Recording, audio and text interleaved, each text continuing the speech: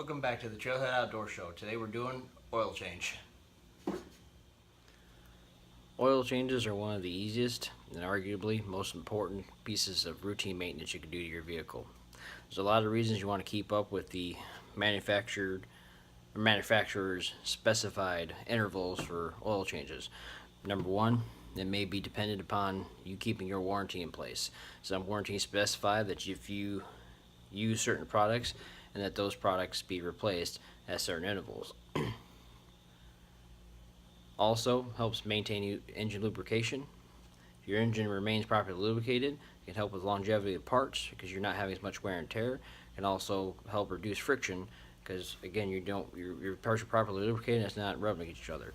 Every time you replace that oil, it gets sludge and other particulates out of your vehicle, and also can improve gas mileage because if it's working harder, it's just consuming more fuel. When you get into the basics to do an oil change, it's really not that hard. Lots of companies make a lot of money on the fact that you don't know how to do it and they're just in the reeled in. Sometimes, especially with certain types of vehicles, it may be more economical to actually take it somewhere if you have some kind of specialty vehicle, say a high-end vehicle that there's a lot of very difficult steps or warranty issues into doing the work yourself. Or if you have a warranty on a vehicle that's not in that category, that specifies that it has to be done a certain way or by a certain place, etc. But for the most part, when it comes to your vehicle, you can do the work yourself. And there's several easy steps to take. First things first, you need to get the proper parts and tools in order to complete the job. Check and see exactly what type of oil your vehicle takes, what it can and cannot accept. If it should be somewhere in your manual, if not on the actual cap itself that you remove to put the engine oil in. It'll be somewhere in the engine bay on a sticker, if at the very least. Otherwise, check with the manufacturer. If you can't find anywhere, if you got an older vehicle, all that kind of stuff's worn away, check with their local dealership. They should be able to give you that information. Also, make sure you have the proper filter. A filter is a very important part of the process. I never go cheap on a filter. The specifications for a lot of new engines say that you can go a lot longer than you used to be able to between oil changes, but that's not true if you put in a cheap filter. If you put in a cheap filter, you get exactly what you pay for. Some of them, especially knockoff brands, if you go to somewhere like Walmart, you'll notice that they're actually physically, it says it belongs to that vehicle, but it's actually physically smaller than the actual stock product or aftermarket product of a similar or better quality.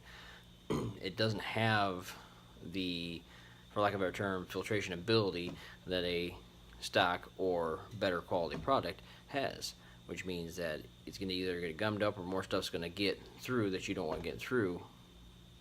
Then more of that sludge and particulate as your vehicle gets older. Make sure you have all your tools in place as well. You shouldn't need too many for something as simple as an oil change, but you may run into a need for a couple, especially if you've had your vehicle serviced prior at an actual facility, such as some kind of oil change or a dealership, because they probably use tools to put stuff like the oil pan plug back into the vehicle, which means it's been tightened harder than you can do with a hand tool. Once you break that loose, don't put it back on the same way. It's going to you're just going to cause damage to the plug.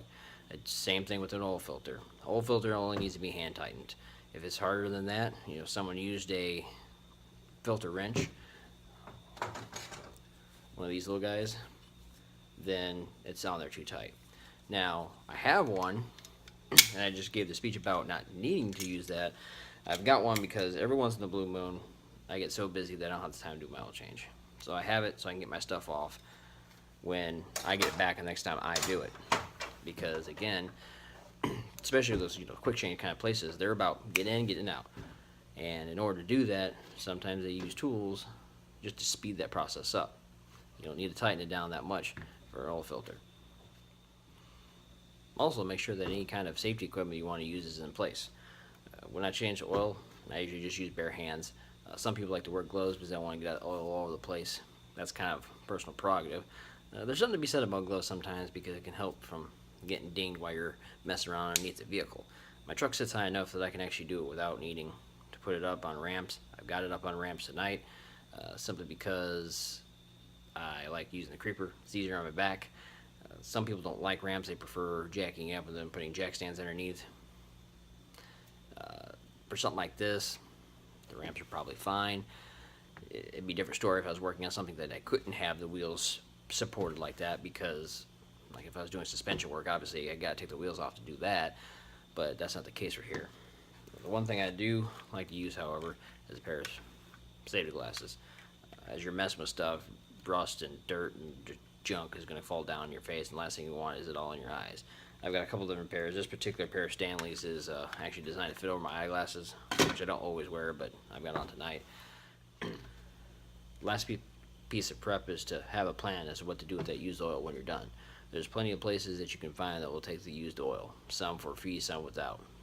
Research that for your area and make sure that you have that plan in place, because you can't just throw it away. That used oil cannot go in the trash. You can actually potentially face fines or criminal action in some locales if you do that kind of thing. So make sure you're properly disposing of your used motor oil. Sometimes it may matter, depending on where you're going, what kind of motor oil that is, whether you're using a conventional, synthetic, or a blend thereof. Personally, in my truck, I use a full synthetic. It's what the manufacturer calls for in the particular geared F-150 that I have. So it's plus synthetics, just it's a better blend. People argue up and down one way or the other, but the fact of the matter is, it's been engineered that way. It is what it is. So I use a full synthetic, Motorcraft full synthetic in my F-150. Additionally, I have a place that I've got set up locally that I will then take my used oil to, and they dispose of it without finding me anything, or charging me, I should say. Alright, first things first, like I said, you gotta find out what kind of oil your vehicle takes.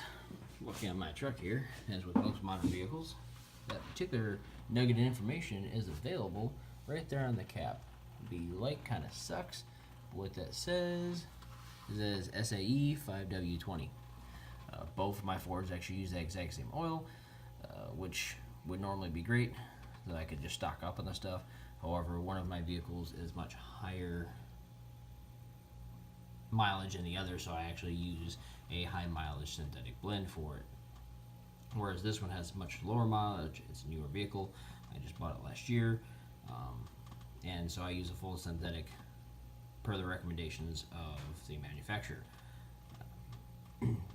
The recommendations matter sometimes, because with computers being so prevalent on board, if you end up having an issue warranty-wise, they can actually monitor whether or not you did the correct intervals for oil changes, etc. I don't know that they can actually make sure you use the right type of oil. I don't know if that's even a possibility. That being aside, I just use it because it's a better blend of oil anyway, so why not? And I like to take care of my things. Also have some kind of drip pan in place. It's pretty basic, but it does the job. It's just a real cheap one from Walmart. It's going to catch the oil. This guy is, I don't know if it says how big it is. So this guy is a 7-quart drain pan. This is actually going to be the first time I'm doing an oil change on this exact truck. I haven't had it that long. In order that it's long enough to have done an oil change on. Well, I've had one oil change, and the place I got it from gave me my first oil change free, so I took them up on the free offer. So this is gonna be the first time actually doing this truck in my garage. I did my previous truck plenty of times, but this one takes more oil, so the 7-quart is actually not gonna be enough. So I'm actually have to drain part of it, and then I'm going to have to actually stop it up in order to finish the process. So that's not that big a deal. I probably should get a bigger pan now that I got a bigger truck, but just have something to catch it in. This thing's got the little edge on here, so you can more easily pour it into a receptacle. I usually take the used oil and put it into the container I just emptied. That's going to be a little more difficult because I'm actually having to get rid of some of this oil. So I'll figure that one out when I get there. Alright, here's my oil pan. Like I said, I haven't actually done the maintenance on this truck yet as far as oil goes. So I am actually not as familiar. Like my old truck, I knew exactly where that oil was going to go. I don't know that this evening, so I reckon we're about to make a mess. But oh well, I'm getting ready to refinish this floor anyway. Guess that's just one more etching I have to do. So I already loosened this up because someone had put this on with a tool before, an air tool, a pneumatic tool, I'm sure. So you can see that. There's the drain plug, mall pan. We are going to let her flow here. Get out some of the stuff. Now this engine oil is a little warm. If you start it up for a few minutes, it's best get that oil nice and warm, and it'll flow a little bit better. I didn't do that this time, but I ran it pretty long earlier, and it's been sitting for a while, actually cooling down. So the trick is to get it warm without being burning, because the last thing you want to do is burn yourself.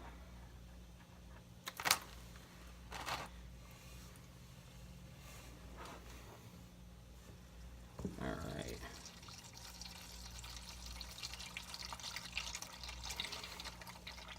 So that did her.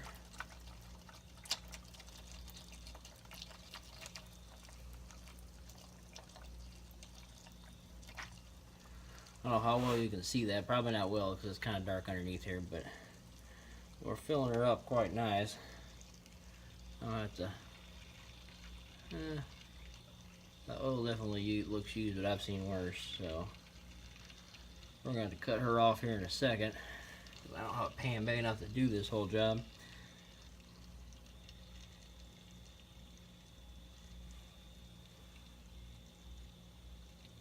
Now you see the stream of oil coming down right there. We're going to have to actually cut her off real quick.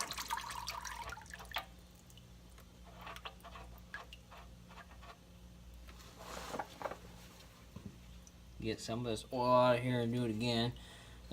They make bigger pans, which would be my recommendation. I just don't own one right now. So, all right, going round 2 with draining this sucker. I gotta get a bigger pan.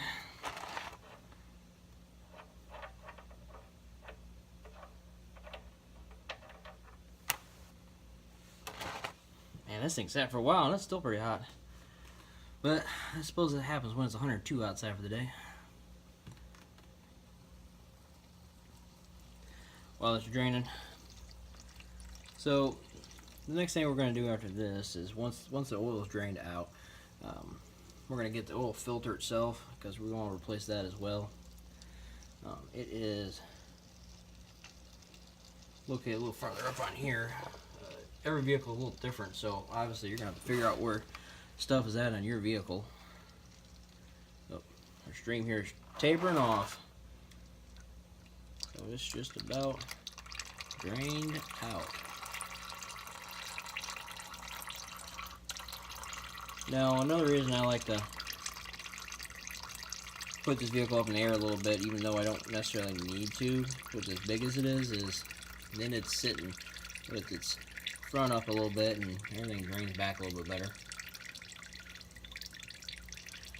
Despite the fact that this is about tapered off, expect oil to be coming out when you get that oil filter too, so be aware of that. It's going to happen, because there's going to be oil that's still on the filter itself.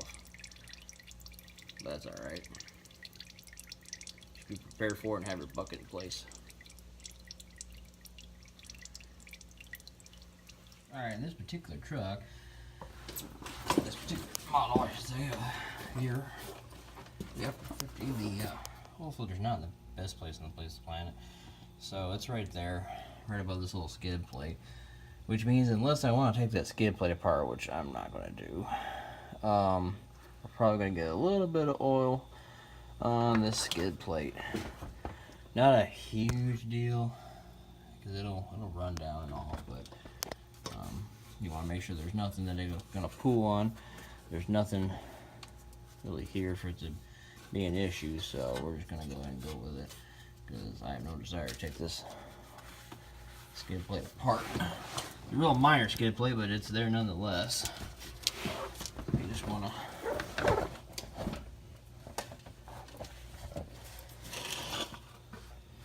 reach up in there, get a hold of that guy, this is what I'm talking about. Or put this on last. Did so unnecessarily tight. So I'm gonna have to go get my tool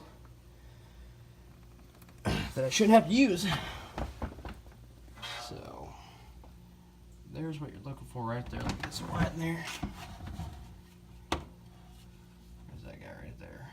So that's the the oil filter. So you want to get that replaced. So it should be light enough that you can take it off by hand. That's not the case, because last time this was done, it was done by the dealership I got it from, because they gave me an free oil change. I took advantage of that, but we're definitely going to need some help here. So let me go get my tool, and we will continue this little project. Okay, well, unfortunately, getting the rest of that off, I wasn't able to video that part. The filter, that is. The filter was really badly stuck. Someone made that entirely too tight. I mean, even with the tool, I had a heck of a time getting it off. And it's not that it's got some stuff around it, so it's hard to get a real good crank with the tool.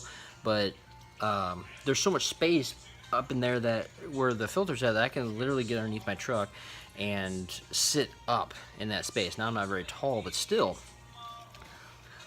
So anyway, we got the filter out, so here's that bad boy, the old one anyway. I'm not even familiar with this brand, so I'm sure this is some in-house brand that they use there, so I don't know. This is not Motorcraft though, so the one I actually have is the Motorcraft, so we're gonna get that back on. There's a little bit of oil leaking out of that space, so we're gonna let that happen for a second, and then as soon as that's finished, then we will get that new filter on, and they'll put the new oil in. I've already replaced the plug, so the plug's back in, filter's back in, then oil. Because if you don't do it in that order, or get those two items on first, you're going to leak all over the place. So sounds like it's done. So I'm gonna get the new filter on, and then we'll be in business. Well, as soon as I get the oil in. All right, so here's the new filter.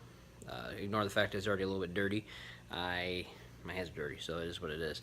But I get a little oil on here around the seal, and I'm going to get that installed, and they'll be ready to put the new oil in. I just want to throw a couple things out there real quick. I have two separate filters, one filter for putting oil into the vehicle, one filter for putting oil into the oil container, so that I can go dispose of it, because I don't want dirty oil going through the same funnel as my nice new clean oil. So I actually will keep two separate funnels for that for a while. Actually, I have more than that. It's one of those things that kind of gather around your place after a while, but that way just keeps it separate. So because we want the old stuff out. We want it out. We don't want to put that back in the engine at all. So, all right.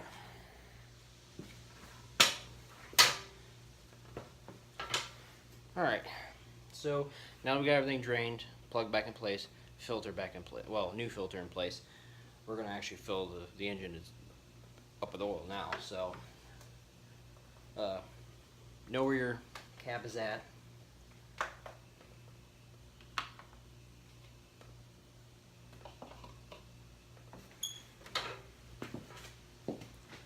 Get it opened up. Now,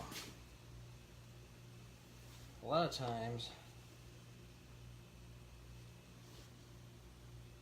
on these containers, they'll have some kind of measurement on the side. Let's see, grab an old bottle real quick. Measurement on the side there, it shows how much is in there to help measure, because this vehicle takes an odd amount. It's 7.7 quarts. That's what the manufacturer calls for. Once you've filled your vehicle with the appropriate amount of oil, check underneath to make sure there's no leaks.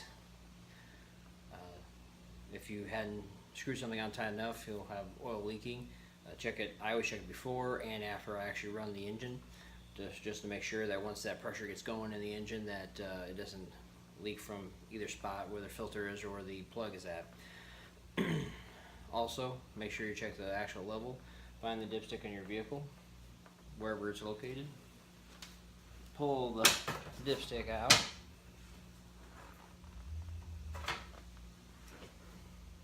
You're going to want to wipe it off the first time.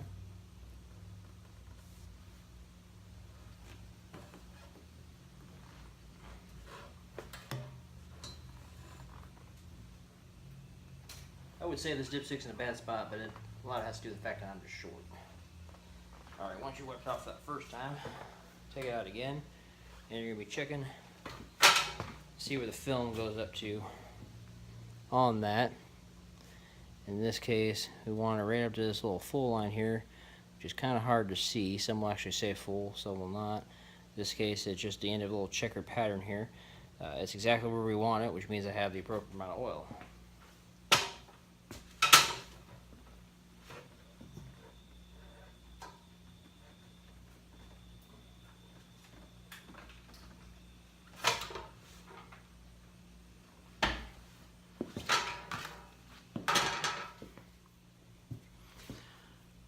And there you have it. All I have left is cleanup, which in this case, a little bit of oil. I clean up as much as I can because it gets slippery and can be dangerous in my garage. But other than that, that's an oil change. Now, what does an oil change have to do with the outdoor show? Well, I did one of the quick stroll segments before about vehicle maintenance, and considering that a lot of places I go, my four-wheel drive vehicle is extremely important element to getting where I need to go and ultimately enjoying my trip. So therefore, routine vehicle maintenance is also extremely important. Once again, thanks for watching. Appreciate if you like and subscribe. And we'll see you the next time. You have fun.